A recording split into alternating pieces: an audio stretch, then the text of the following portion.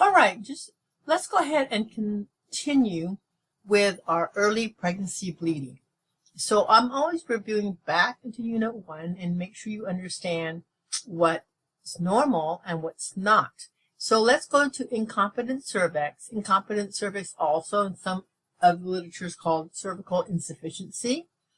And even before I proceed, let's think about one, what does it look like on ultrasound? We talked about this for a pregnant woman with no complications. The cervix should be long and thick, not short and thin. So long and thick means it's not dilated, it's not effaced. Short and thin, it means it's effacing and dilating. So, which you know, no, it's painless. And I want you to pull all these disorders through the grid of pregnancy. Is there pain? There's no pain. Is there bleeding? There might be some bleeding. And is there amniotic discharge or amniotic fluid? Yes. So no pain, amniotic fluid, and maybe bleeding. So we always look at those three things.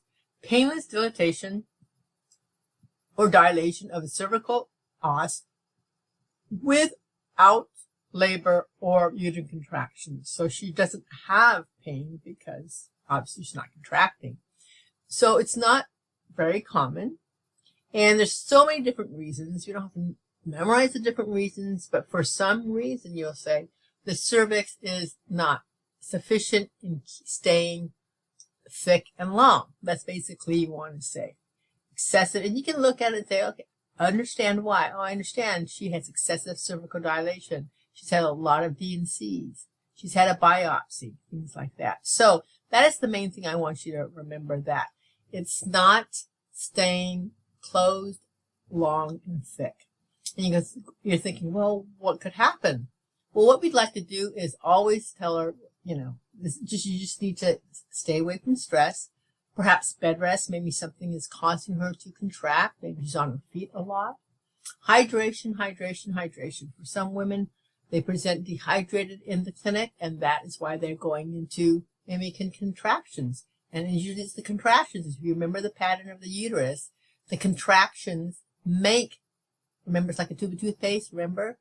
You have the uterus, you can draw the uterus here, and once it starts from the foci of the fundus, it starts contracting and pulls the contractions, force the contractions from the top, bottom, squishing the baby out, and with that contraction up here, opens up the cervix down here. Do you remember that? So, sometimes dehydration makes the uterus irritable. So it wants to what? Contract. So we say hydrate, hydrate, hydrate. We'll tocalize her, meaning toco, contractions, lies, getting rid of.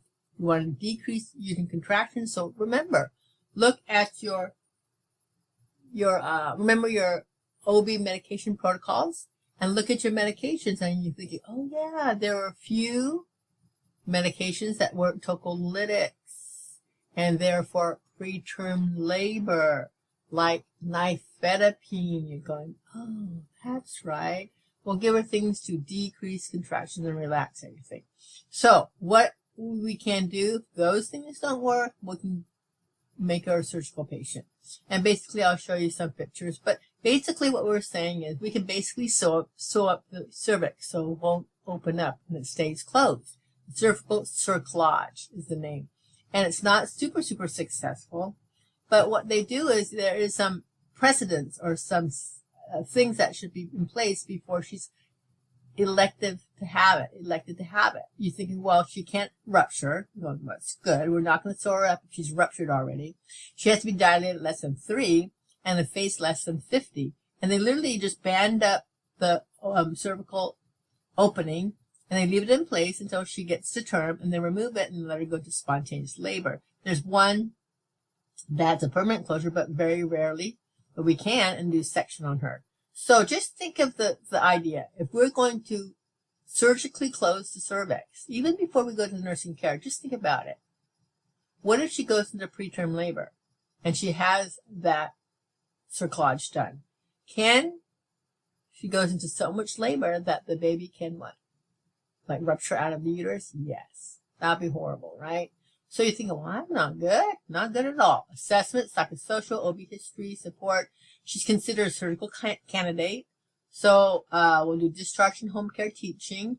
The big thing here is what? Check her for what? Signs and symptoms of preterm labor. We'll get into that a little later. She should not be going into preterm labor. And you're going thinking, oh, what is that again? Oh, remember? It's labor, and it's true labor. So review remember false and true labor. Unit 1, true labor are contractions are what? Increasing, no matter what she does. Increasing in intensity, increasing in frequency, and she might have some discharge with it. So no matter what she does, she lays down, she walks, whatever activity, the true labor continues to get worse. Rupture of membranes. We're not going to leave it in if she's ruptured. Check for infection. Check the side effects of tocolytics. So if she's on nifedipine, if she's on terbutaline, we've got to make sure what?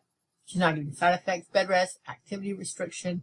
Always have frequent what? NSTs, EFM her, and grief support. And we'll see that the very common theme here in many of these things in Unit 2 is grief support, because what is she grieving? She's grieving what? She's grieving over a normal pregnancy, a normal delivery, a normal postpartum period.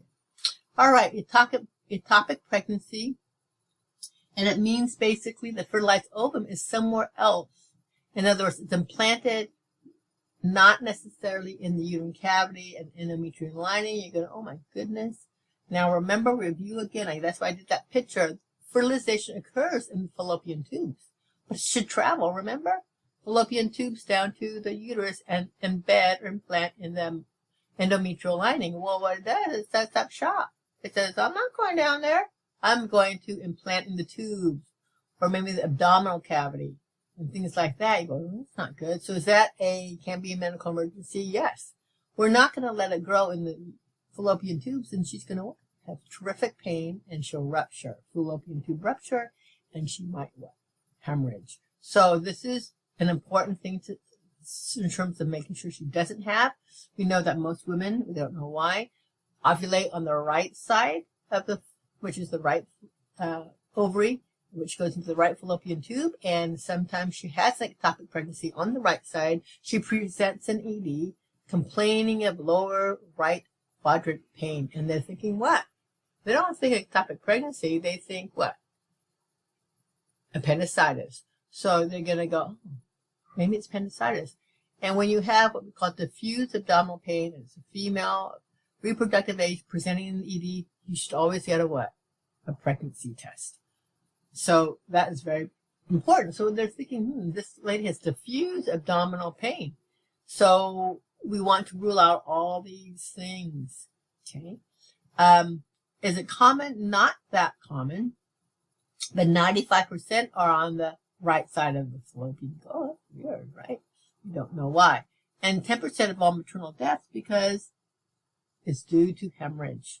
So there's many reasons why the zygote or the fertilized egg does not continue down the tube to the uterus. And there's many uses. There might be literally physical obstruction, infection, perfusion might not be very good, IVF. I mean, lots of keloids, non-white rates. So we have maybe keloids in the tube and the uterus. We don't know why.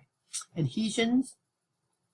So let's look at it. If that you just picture in your head, say, okay, thinking practically speaking, the zygote is implanted somewhere where it's not supposed to be. If it's in the tube, right, it's going to be definitely pain. One out of those three things when she's pregnant, no pain, no bleeding, no amniotic fluid, she definitely has pain. It's unilateral, it's one side. She's colicky, sharp pain. And you're thinking, well, it's definitely not appendicitis because they can check from McBurney's point. Remember, you go, it's not there. And then she might rupture in the peritoneum, and there'll be blood in the peritoneum, and they can kind of tap the peritoneum and pull out what we call blood in the peritoneum, which is positive color in the sign. She might have nausea and vomiting. She might have a history of missed periods, irregular periods, abnormal bleeding. She's low-grade temp because it's basically she's under stress and inflammation. Inflammatory processes usually show a low-grade temp. But it doesn't necessarily mean that she's infected, even though she has inflammation. She might be variable, but of course, if she's hemorrhaging, she's going to be tacky. If she's hemorrhaging, she'll be hypotensive. They might do a pelvic exam. You hear the crepitus mass, which means, right, we hear the sound, maybe of the blood in the abdominal cavity. Again, when we say someone is undergoing an inflammatory response, WBCs may be just slightly elevated, but not alarmingly where there be sepsis. So remember, inflammatory processes, we see low-grade elevation of leukocytes and low-grade temps. We can also see there's loss of RBC, so H&H might be low. And they might say, let's do a SED rate, end sedimentation rate. It will be elevated. And what do ESR labs values reveal? It reveals mainly inflammation. So if it's an inflammatory process going on, definitely she'll have an elevated ESR. We use that a lot in med-surg, if you remember that. She will have an HCG, positive HCG, and they might do a tap on her for blood in the abdominal cavity, cholecentesis. So what are we going to do? Time is of essence, of course. We must do a differential diagnosis, because if she presents, these females present with low, diffuse abdominal pain, it could be anything in there. Now in women, you got to rule out what? OBGYN structures. So we're always going to do a CBC, positive, questionable HCG, maybe progesterone level, ultrasound, see what's going on. Check for hemorrhage. If she's bleeding, blood transfusion type and cross, they can lap her. They can evacuate the blood, ligate the vessels. Definitely remove the ectopic pregnancy. I think you have a picture of that in your book. But if it's here, it's abdominal pregnancy, it's adhered to liver, they can't remove the liver, but they do remove the fetus and the placenta is left. So you can see in the book that they definitely have to remove what we call the products of conception, because she might hemorrhage to death. Assessment, she has a history of late or irregular periods, and she will have to be checked for internal bleeding, which is, right, signs and symptoms of, she's dizzy, shoulder pain is referred pain, maybe coming from the abdomen. Definitely hypotension. She's tacky for compensatory, right? Blood transfusion possible. She becomes a surgical case. She is a surgical case, right? If she had laparotomy or she had her tubes removed. ROGAM for what? Implications of Rh negative moms all the time. Always ROGAM. Even if we don't know if the baby is Rh positive, negative, all we know is mom was Rh negative. So we always give ROGAM due to any kind of embryonic fetal loss, like miscarriages or ectopic pregnancies. DC teaching is similar to spontaneous abortion. She's a post-op patient. We'll do wound care, and we usually say contraception for the first 3 months. All right, hydatidiform mole, I'll just kind of introduce that before we go off on the video, but hydatidiform mole is called molar pregnancy, and it's a gestational trophoblastic disease. Very, very rare. And you can see pictures of it on the internet, and you're thinking, what in the world happened? We have two types. We have complete and partial. Complete is when the fertilized egg has an inactive nucleus, and the sperm duplicates itself and enters the ovum with no genetic material. The mole grows, and it's basically not a person. You just notice it's a bunch of white grapes, like little small grapes, hydropic-filled vesicles, and the uterus grows. And what's unfortunate is that we do see a positive HCG on this. So the mom, even if she didn't have prenatal care, she thinks she's pregnant, but there's no products of conception. So the unfortunate thing, the mom will hemorrhage into the uterus because there's just hydropic vesicles. She has bleeding, and we want to highlight this. 20% of these cases are choriocarcinoma. So choriocarcinoma is nothing to play around with. They're very, very hyper about that. And then we'll just talk about the partial mole, and then we'll continue to the next video. 2 sperms enter a normal ovum. Karyotype is basically all messed up. And unfortunately, we see what? Fetal parts, amniotic sac. We see congenital anomalies. And there's a lesser chance for malignancy. However, this is very, very astounding, very scary for most people, especially the mom. All right, we'll continue on the next one.